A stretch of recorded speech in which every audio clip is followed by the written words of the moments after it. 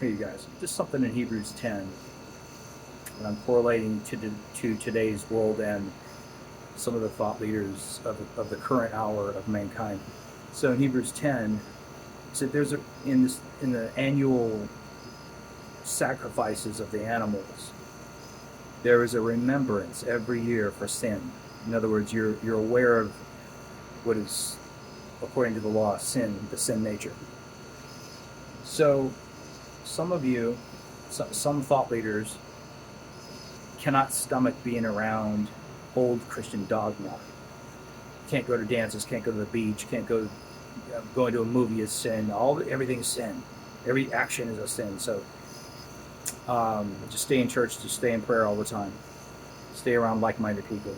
And you can't stomach that, but you've gone to this place where now, instead of Christian dogma, where everything you do is a sin, now everything you think and everything you feel is a sin because of a tiny partial understanding of the observer effect in quantum physics.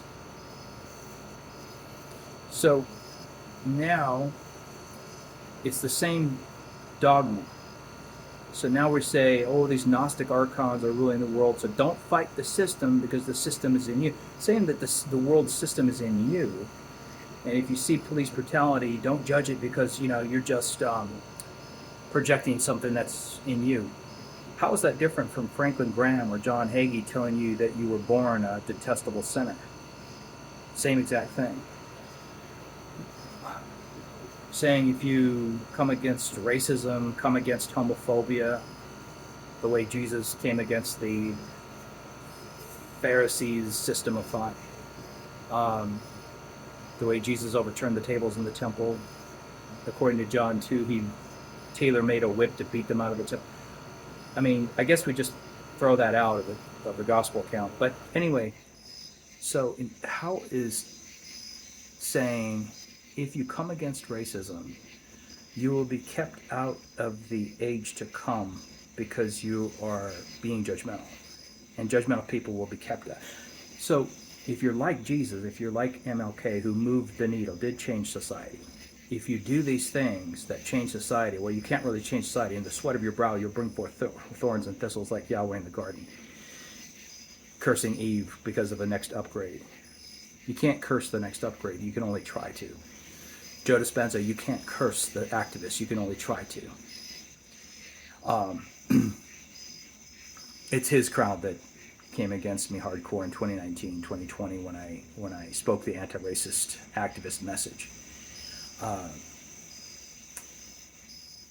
And so how can you tell people you'll be kept out of the age to come? How is that different from telling a child, if you don't pray the sinner's prayer, you'll be kept out of heaven? No difference. Instead of every action is a sin, now every thought and emotion is a sin against the so-called laws of the universe, which aren't the laws of the universe. As we see in MLK, as we see in Jesus, as we see in Steve Biko, as we see in Malcolm X. These people moved the needle, changed society for the better. They said of Paul, you turn the world upside down. One person can change the world. But the spirit of the present age said, don't do that. Where attention goes, energy flows. So in other words, don't be an activist. Make peace with things you can't change. In other words, don't be an activist. Just think positive. Just you stay in the closet of your inner man and perceive the world differently than it is, and you'll have peace. How is that any different than Christian fundamentalists just being with other Christian fundamentalists in their own closet of their enclave and conclave, so that they can have peace and not be around these worldly people? Like Copeland said, I'm not going to be on an airplane stuffed in a tube with devils. There's no difference. You call it the sin nature, now you call it the ego. You call it God, now you call it the universe. No, there's no difference. You're still Elijah running from Jezebel. The feminine energy of thought and emotion being. Wouldn't it be, if you want, okay, just like Hebrews 10, every time they made a sacrifice, they're calling to remembrance their sin. Well, every time you go to that high vibration, every day that you have to go to the high vibration, you're leaving the truth of your personal self. And you're calling it the truth of your personal self and where you're at, the angst over social injustice that you feel, you're calling that a sin every time you have to sacrifice it and go to the positive thought and go with the observer effect. Well, if I just feel and think and align my emotions that the world is a better place than it really is, then I'll change the world for the better. It doesn't work that way. The vegan, New Age, Pleiadian channelers were all over Germany just before the Holocaust. It does not change the world for the better. Spirit supremacy works its way out into white supremacy, Islamic supremacy, Jewish supremacy, Christian nationalist supremacy. Spirit supremacy outworks as male supremacy, white, just straight supremacy. All the things of supremacy consciousness are engendered when the inner sanctum of the priesthoods of the day, including progressive Christians, universalists. See, I did that in 1995 until 2010. I perfected it in Christianity, and then I did it again in universalism because I went into the various Buddhism, New Age, New Thought, Hermeticism, Kabbalah, and I thought that would be better, healthier, but it wasn't. It was the exact same thing. It was leaving the personal self for higher realms of consciousness, thinking that if we just thrust our positive energy into the situation, that it would change the situation. And in little things where there's high probability of it changing, yeah, it does.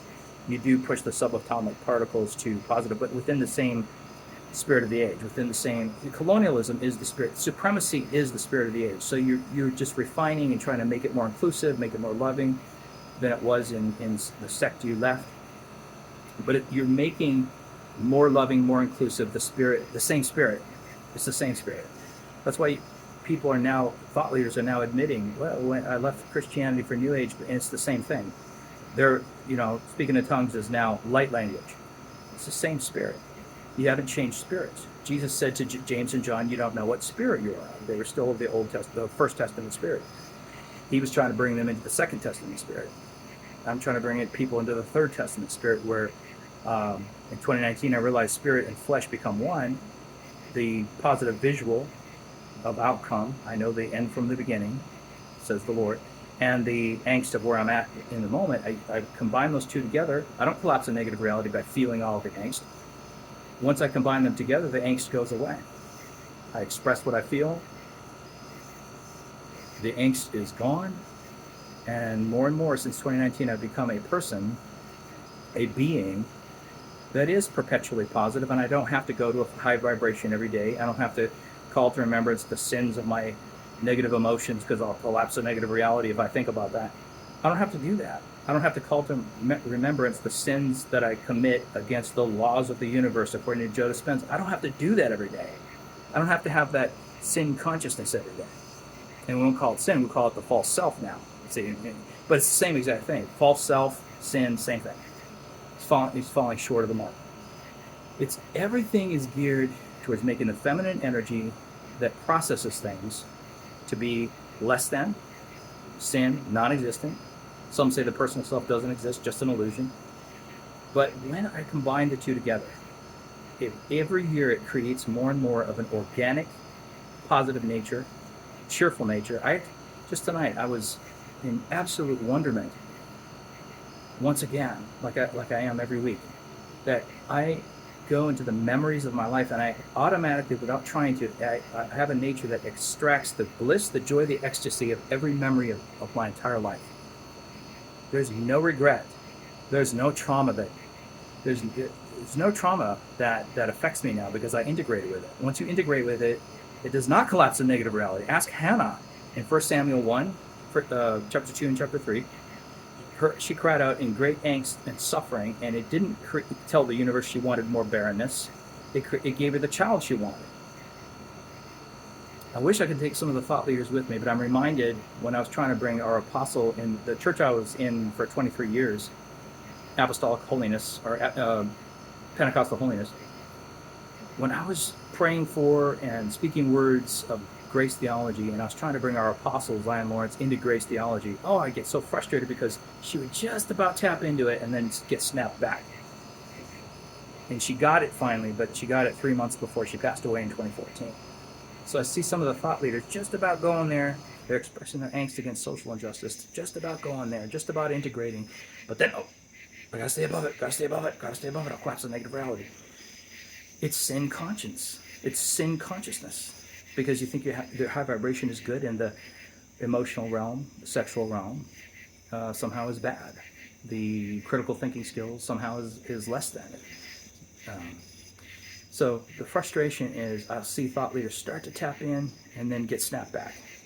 Just like I saw Zion start to tap in to grace theology, get snapped back to damnation theology and legalism.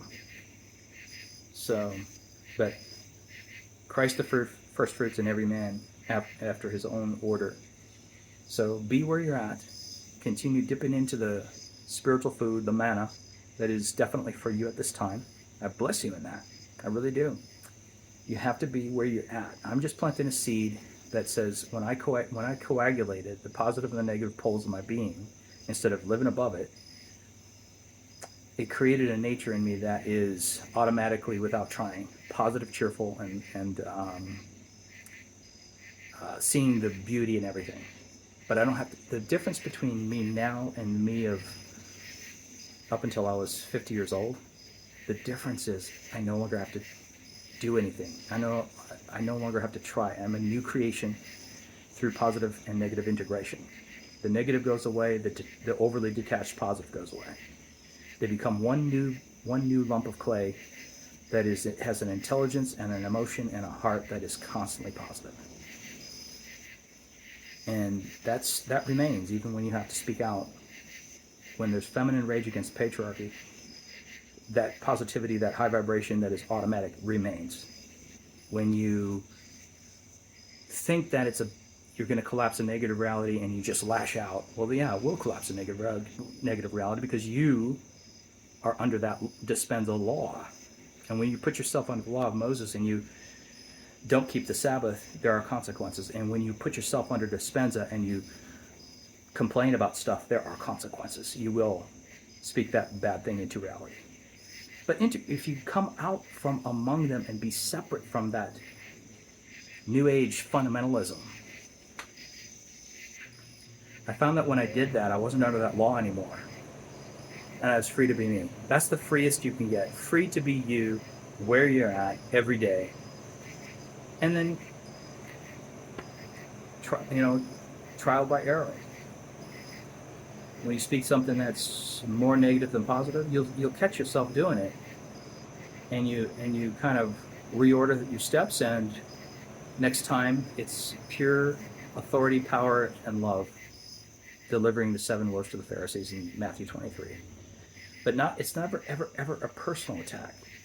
It's not a personal attack to Donald Trump. It's a overturning the tables in the celestial temple of supremacy consciousness.